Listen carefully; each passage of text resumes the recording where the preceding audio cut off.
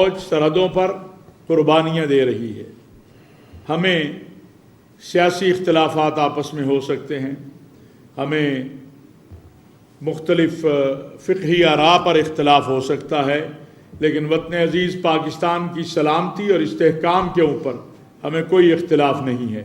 ہم بہت واضح موقف رکھتے ہیں کہ پاکستان کے اوپر ہجوم کرنے والا، پاکستان پہ حملہ کرنے والا، پاکستان پہ جارحیت کرنے والا، وہ دائیں سے آئے یا بائیں سے آئے، وہ ہمیں اپنا لگے یا بیگانہ لگے، جو پاکستان کا دشمن ہے وہ ہم سب کا دشمن ہے.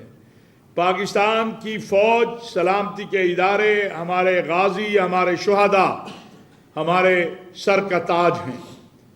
ہم کسی کو یہ حق نہیں دیں گے، اور یہ بات میں ان تمام مکاتب فکر کے علماء اور مشائخ اور مذاہب کی قیادت کی طرف سے عرض کر رہا ہوں کہ ہم کسی کو یہ حق نہیں دیں گے کہ وہ ہمارے شہداء یا غازیوں کی توہین کرے. میرا سوال ہے آج کہ اگر شہداء پیسوں کی بنیاد پر شہید بنتے تو اس شہر میں کتنے بڑے بڑے علماء کو شہید کیا گیا، کیا وہ پیسوں کے لیے شہید ہوئے؟ میرا یہ 8,000 علماء اس دہشت گردی کے خلاف جنگ میں شہید ہوئے ہیں، کیا ان کی آپ قیمت لگائیں گے؟ نہیں، وہ اللہ اور اللہ کے رسول کے لیے شہید ہوئے.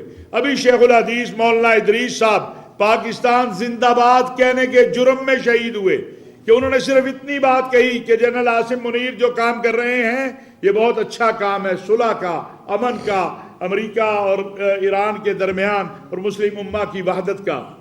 کیا ہر چیز کو پیسے سے تولا جائے گا؟ نہیں، ہم اپنی جانیں ہتھیلیوں پر لے کے اگر نکلے ہوئے ہیں تو اپنے اللہ کی رضا کے لیے نکلے ہوئے ہیں.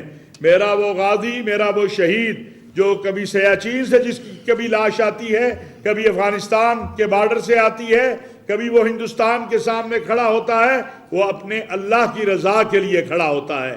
وہ اس لیے نہیں کھڑا ہوتا کہ چند ہزار تنخواہ ملے گی. اور میرا یہ سوال تمام ملک کے علماء سے بھی ہے اور میرے قوم سے بھی ہے، تمام مکاتب فکر سے ہے، تمام طبقات زندگی سے ہے کہ اگر جو اس دھرتی کے تحفظ کے لیے اپنی جانیں قربان کر رہے ہیں، اگر ہم ان جانوں قربان کرنے والوں کے اہل خانہ کو یہ بھی پیغام نہیں دے سکتے کہ تمہارے بیٹوں پہ ہمیں فخر ہے، ہمیں ناز ہے، تم نے اپنے بیٹے اس وطن کے لیے قربان کیے، ہم تمہارے بیٹے ہیں، ہم تمہارے نشانہ کھڑے ہیں.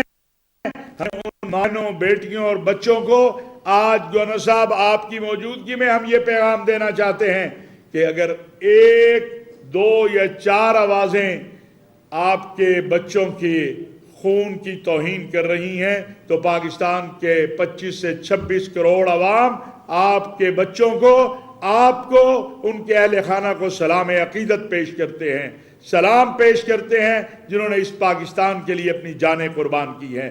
اور ہم یہ بات سمجھتے ہیں کہ ایسے وقت میں جب کہ پورا عالم اسلام جل رہا ہے، پاکستان پر جو دہشت گردی کی جنگ ہندوستان اور اسرائیل نے مسلط کرنے کی کوشش کر رہے ہیں، ہمیں اپنی افواج کے ساتھ مزید یکجہتی کا اظہار کرنا ہے. اور یہ بالکل قومی پیغام امن کمیٹی کے اکابرین جن کے پیچھے کروڑوں فالور ہیں یہ پیغام دینا چاہتے ہیں کہ پاکستان کی سلامتی اور استحکام کے لیے، اسلام کی سربلندی کے لیے افواج پاکستان اور ریاست پاکستان کے ہم شانہ بشانہ کھڑے ہیں. وزیر اعظم پاکستان کے ہم شکر گزار ہیں، انہوں نے قومی پیغام امن کمیٹی تشکیل دی. فیلڈ مارشل صاحب کے شکر گزار ہیں کہ ان کے ویژن اور سوچ کو لے کر ہم آگے بڑھ رہے ہیں. اور انشاءاللہ تعالی، اور یہ میں ضرور کہنا چاہتا ہوں، کل میں نے ایک جگہ کہا تو بہت اس کا، بھائی ہم تو ہر لمحہ دعا کرتے ہیں اس لیے کہ ہم اپنی بقا شہادت میں سمجھتے ہیں، ہم اپنی بقا یہ جو زندگی معمولی ہے اس میں نہیں سمجھتے ہیں. اسی لیے تو ہم کہتے ہیں کہ فنا فی اللہ کی تہ میں بقا کا راز مضمر ہے، جسے مرنا نہیں آتا اسے جینا نہیں آتا. ہم حسینی ہیں اور حسینی ہونے کے ناطے یہ چاہتے ہیں کہ قیامت کے دن سیدنا امام حسین کے پرچم کے نیچے شہید کے درجے میں کھڑے ہوں. یہی میرا پیغام ہے. میں گزارش کروں گا محترم جناب گورنر صاحب آپ سے کہ آپ اپنے خیالات کا اظہار کریں. اعوذ باللہ من الشیطان الرجیم، بسم اللہ الرحمن الرحیم. جہاد فی سبیل اللہ۔ محترم طاہر اشرفی صاحب، یہاں پہ موجود تمام اکابرین، مختلف مسلک مذاہب سے وابستہ لوگ، میڈیا کے دوستوں، دیگر اہلکار، السلام علیکم۔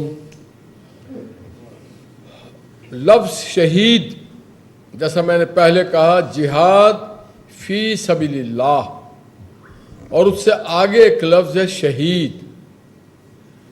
یہ شہید لفظ پاکستان کا نہیں، یہ آفاقی لفظ ہے، یہ آئین پاکستان نہیں ہے، یہ قرآن کے الفاظ ہیں، اور قرآن کے الفاظ اللہ کے الفاظ ہیں جو اللہ رب العزت بیان کرتے ہیں۔